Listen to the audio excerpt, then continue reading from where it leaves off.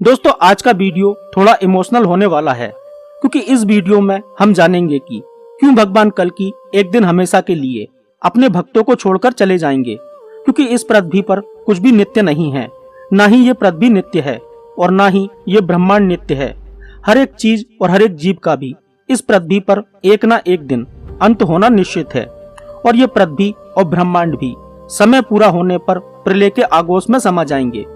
ऐसे ही जब जब भगवान इस पृथ्वी पर मनुष्य के रूप में जन्म लेते हैं और जब उनका कार्य पूरा हो जाता है तो उन्हें भी इस पृथ्वी को छोड़कर जाना पड़ता है। भगवान राम और भगवान कृष्ण ने भी इस पृथ्वी पर जन्म लिया था और पाप, अधर्म, अत्याचार, अन्याय आदि को इस पृथ्वी से समाप्त करके यहाँ धर्म की स्थापना की थी। उसी प्रकार भगवान कल्कि भी इस पृथ्वी पर जन्म लेंगे तो पृथ्वी से पाप, अधर्म, अन्याय, अत्याचार का अंत कर देंगे और पृथ्वी पर सतयुग की स्थापना करने के बाद में उनकी मृत्यु हो जाएगी। लेकिन यहाँ सवाल ये उठता है कि क्या भगवान कल्कि को कोई मारेगा या उनकी मृत्यु हो जाएगी या वह खुद अपने शरीर को त्याग देंगे। जिस प्रकार भगवान राम और भगवान कृष्ण के शरीर त्यागने की कथा रोचक है, उससे कई गुना ज्यादा रोचक कथा भगवान कल्कि के अंतिम समय की है। नमस्कार दोस्तों, स्वागत है आप सभी का आपके अपने YouTube चैनल रहस्य दुनिया हिंदी पर एक और धमाकेदार वीडियो के साथ में। यदि चैनल पर न्यू आए हो तो प्लीज चैनल को सब्सक्राइब करके साथ में घंटी वाला बेल आइकन जरूर दबा दें, क्योंकि ऐसे ही वीडियोस मैं आपके लिए लाता रहता हूं। तो चलिए दोस्तों, बिना टाइम को वेस्ट किए वीडियो को स्टार्ट करते हैं। वीडियो में आगे बढ़ने से पहले आज कमेंट सेक्शन को जय कल्कि भगवान लिखकर हिला देना और हर एक व्यक्ति आज प्लीज कमेंट करना। मैं देखना चाहता हूं कि कौन कौन कल्कि भगवान का भक्त है इस चैनल पर। तो चलिए दोस्तों, वीडियो में आगे बढ़ते हैं।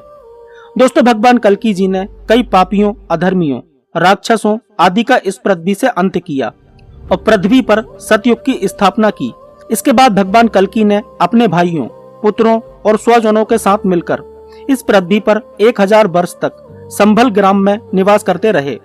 उस समय उस संभल ग्राम में चारों ओर सुख, शांति और हर स्थान पर आनंद की अनुभूति होती थी। उस समय संभल ग्राम में एक साथ 68 तीर्थ एकत्रित हो गए थे और भगवान निष्कलंक की महिमा से उस संभल ग्राम में मृत्यु हो जाने पर मोक्ष की प्राप्ति हो जाती थी। वहां के वन और उपवन अनेक प्रकार की लताओं और सुंदर पुष्पों से परिपूर्ण थे। संभल ग्राम संसार में मोक्ष देने वाला माने जाने लगा। भगवान कल्कि और उनकी पत्नियां पद्मा और रमा इंद्र द्वारा दिए गए रथ पर सवार होकर नदी, पर्वत, कुंज आदि का विहार करने लगे।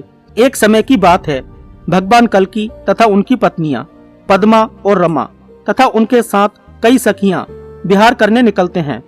तब भगवान कल्कि एक गुफा के अंदर जाते हैं। वह गुफा नीलेंद्र मणियों की आभा से सुशोभित हो रही थी। जब भगवान कल्कि गुफा के अंदर जाते हैं तो अपने पति को अंदर जाता हुआ देखकर पद्मा जी भी उनके पीछे चली जाती हैं। पद्मा जी को देखकर रमा जी भी विहार की इच्छा से उनके पीछे चली जाती हैं। पद्मा जी ने उस गुफा के अंदर पहुंचकर देखा कि भगवान कल्कि अपने ही समान कई सुंदर स्त्रियों के मध्य बैठे हुए हैं और उन्हीं में लीन हो जाते हैं। ये देखकर पद्मा जी आश्चर्यचकित होकर जमीन पर बैठ गईं और जब रमा जी ने उनकी सखियों के साथ में ये सब दृश्य देखा तो वह विस्मय से चारों ओर देखने लगीं। 100 पद्माओं के समान रूप वाली उन नारियों को देखकर पद्मा जी बहुत ज्यादा दुखी हो गई और काजल से पृथ्वी को रंगने लगी। वह कुमकुम और कस्तूरी से भी भूमि को सुगंधित करती हुई उस पर गिर गईं।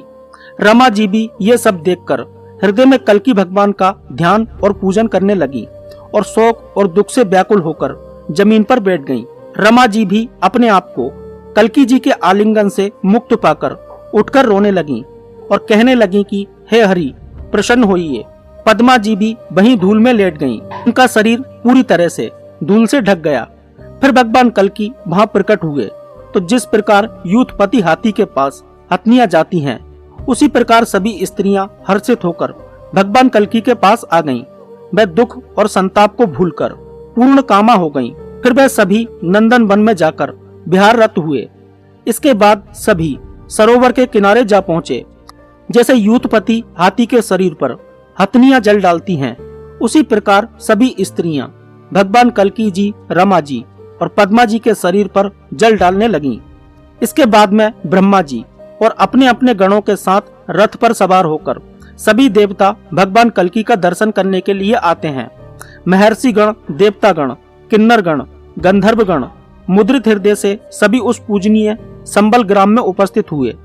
तब सभी लोग भगवान कल्कि जी की सभा में जाते हैं और उनकी स्तुति करने लगते हैं और कहते हैं कि हे प्रभु, हमारी रक्षा कीजिए, क्योंकि इस पृथ्वी पर अब पूरी तरह से सत्य और धर्म की स्थापना हो चुकी है। यदि आपकी हम पर कृपा हो तो आप इस शरीर को त्याग कर बैकुंठ धाम को प्रस्थान करें। देवताओं की बात सुनकर भगवान कल्कि बहुत प्रसन्न हुए और अपने मित्रों के सहित बैकुंठ धाम की इच्छा प्रकट करने लगे। इसके बाद उन्होंने अपने 4 महाबली पुत्रों को तुरंत बुलाकर उनका राज्य अभिषेक कर दिया। इसके बाद उन्होंने पूरी प्रजा को बुलाकर कहा कि देवताओं के अनुरोध पर अब हमें यह स्थान छोड़कर बैकुंठ धाम को जाना होगा। यह सुनकर पूरी प्रजा दुखित हो गई और सभी ओर शोक छा गया। सभी लोग रोने लगे। प्रजा कहने लगी कि हमें ऐसा छोड़कर मत जाइए, हम भी आपके साथ चलेंगे। आप शोक और दुख का विनाश करने वाले हैं। यदि आप गए तो हम भी अपने प्राण यहीं पर दे देंगे। तब भगवान ने सभी को सांत्वना दी और शोक युक्त हृदय से अपनी दोनों पत्नियों के साथ हिमालय पर्वत की ओर चले गए। वहां जाकर उन्होंने देवताओं को बुलाया और अपना चतुर्भुज रूप धारण किया। उनके इस रूप को देखकर सभी जीव मोह के वशीभूत हो गए तथा उनकी पत्नियां रमा तथा पद्मा भी उनके इस अद्भुत रूप को देखकर अग्नि में प्रविष्ट होकर उनमें लीन हो गईं और भगवान कल्कि भी वहीं पर विलीन हो गए। भगवान कल्कि की आज्ञा से धर्म और सतयुग चिरकाल तक पृथ्वी पर विचरण करते रहे तथा मरु तथा देवापी दोनों राजा भगवान कल्कि की आज्ञा के अनुसार प्रजा पालन तथा पृथ्वी की रक्षा में हमेशा तत्पर रहे। भगवान कल्कि जी का गमन सुनकर विशाखयुक्त नरेश भी अपना राज्य अपने पुत्रों को देकर वन में चले गए। अन्य राजा भी कल्कि जी का वियोग सहन न कर सके और अपना अपना राज्य त्याग कर भगवान कल्कि जी के नाम का जाप करने लगे।